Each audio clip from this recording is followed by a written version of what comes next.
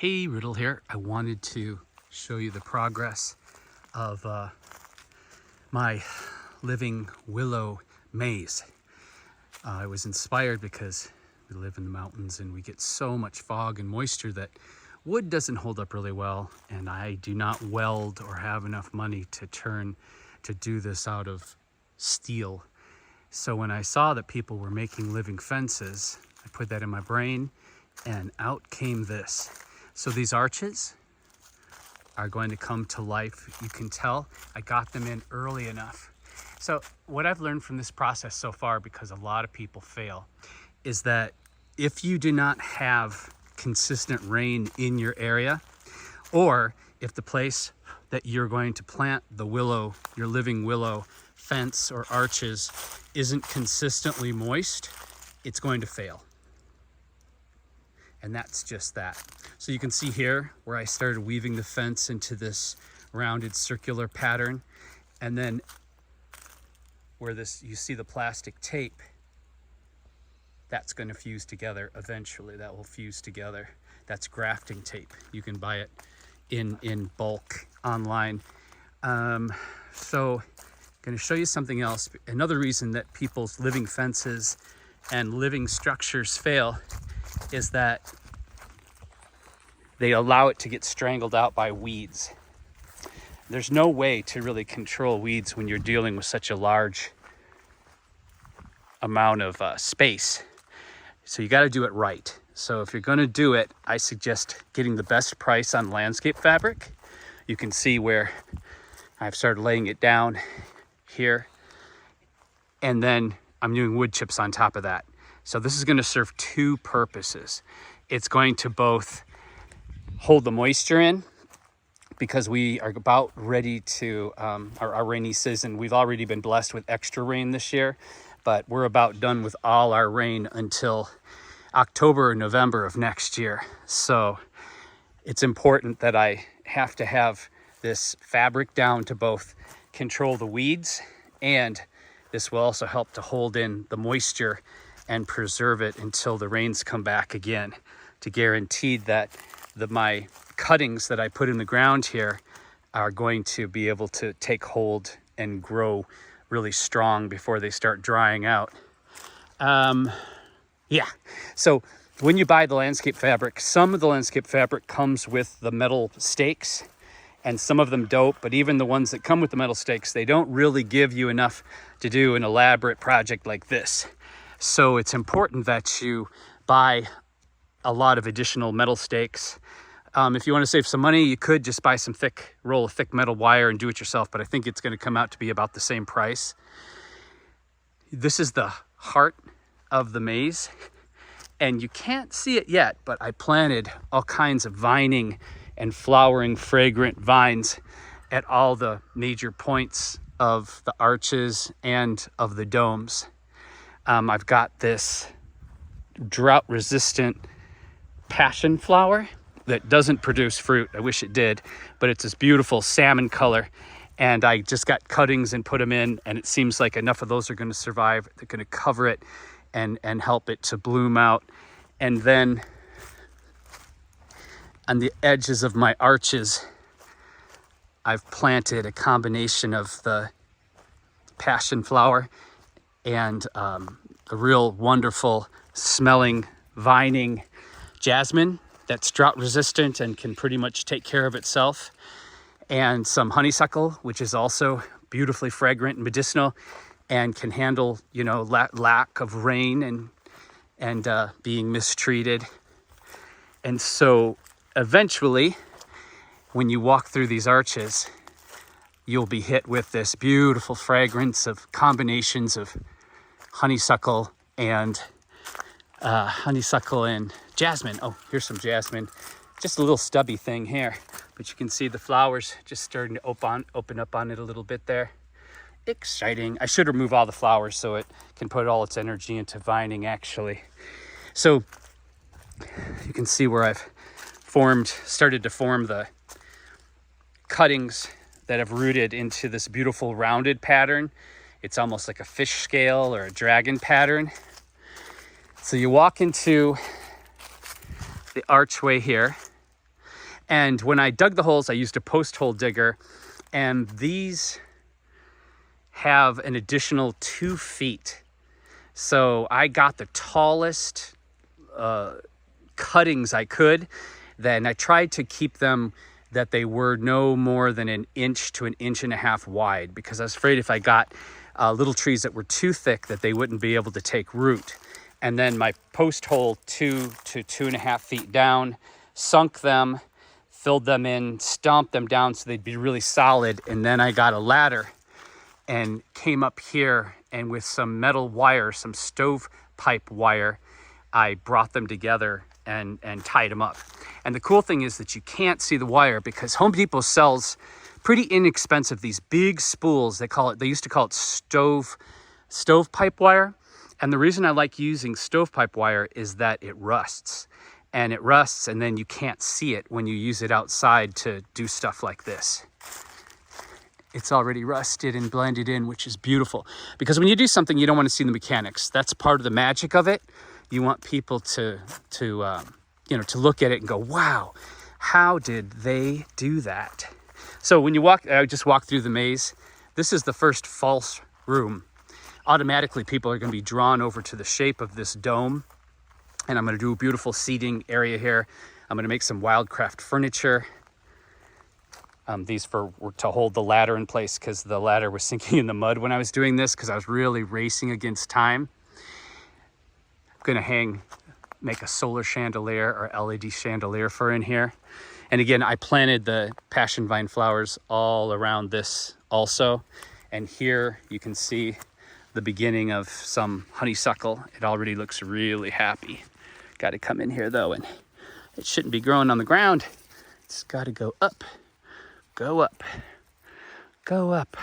It's going to be amazing. The other thing that this secures putting the vining fragrant flowers on it is that if I do have a fail, if a couple of these don't survive, the vine's going to fill in and cover up the pieces of willow that may not have taken and died, and it'll fill in with the greenery where the leaves have failed.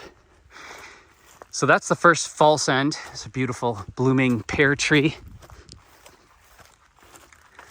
And then you come in through here, and I have numerous arches.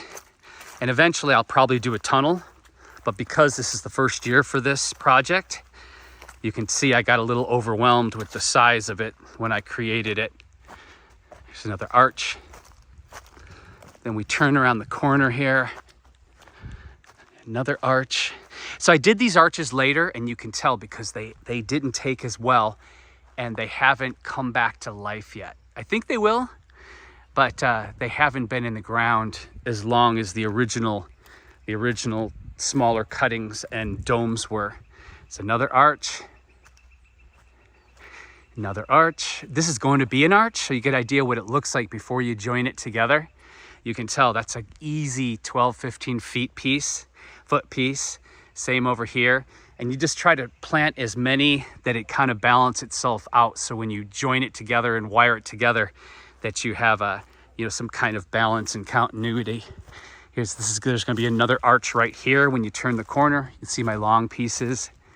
There's going to be another arch here. See the long pieces. And then, so that's the beautiful thing about this maze also. From the road, from my driveway, you can't even see it. It completely blends into the landscape, which makes it even more mysterious. And then once you get inside of it, it's really shocking how long it is and how elaborate it is, because it's a maze. And so the square footage is multiplied because of the twists and turns. Here's another pear tree. This is the center of our maze. We're almost there. Come around another corner where you're going to meet another arch. And then around this corner. And then finally, we've made our way into the center of the maze, which I've got all beautifully mulched already. And this is growing in really well. Fingers crossed. So someone told me it's funny that I should have like a door, like an escape door, a hidden escape door for people in case they have a panic attack or have to poop. And if I were to do that, I will do it through here. This is going to be another arch. And then we have this space here. I was thinking of doing the tunnel here. And then eventually what I want to do is connect this, which probably won't happen until next season, to an adult treehouse. This is an old treehouse that was here when we moved in. It's just kind of falling apart. But I'd like to pay someone to do a really sexy version of an adult treehouse that lights up inside, that you would, this pathway would lead you up and into the adult treehouse. And then you'd have to come back in to get out of the maze and doop-de-doop-de-doo all around again. So that's my work and my inspiration for the day. I didn't get quite enough landscape fabric. I have 2 more rolls to work with today. I think that's going to get me, I don't know, going to get me pretty close to the end, but I may need 1 more roll, but I know I'm definitely going to run out of steel pegs. You can't have enough of those steel stakes, that's for sure. And then the good thing is too, the way I have this with the landscape fabric and the mulch and everything, is that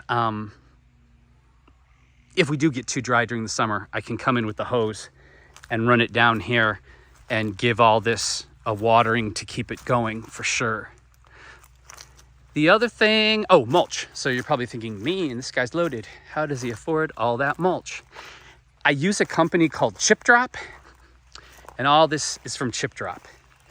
Now, you can find them online, and basically, you kind of just agree for them to outsource the idea of a landscape company that's working in your area to bring and drop a pile of chips on your property. And now, what are the pros and cons of this? The pros and cons of this is that often the people who are doing this, at least in my side of the country, do not speak any English.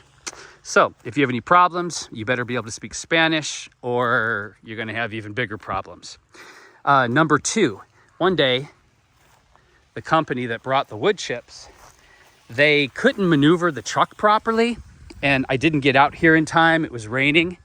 And so instead of actually dropping the chips over here, which was my designated place on their website, they decided to just drive away and dump the load of chips on the road halfway down the street, which really got my neighbors angry.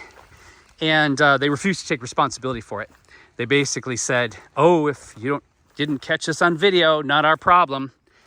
And I have to say, sadly, this is becoming really common behavior in modern society anymore, where there's no accountability when people do shitty things.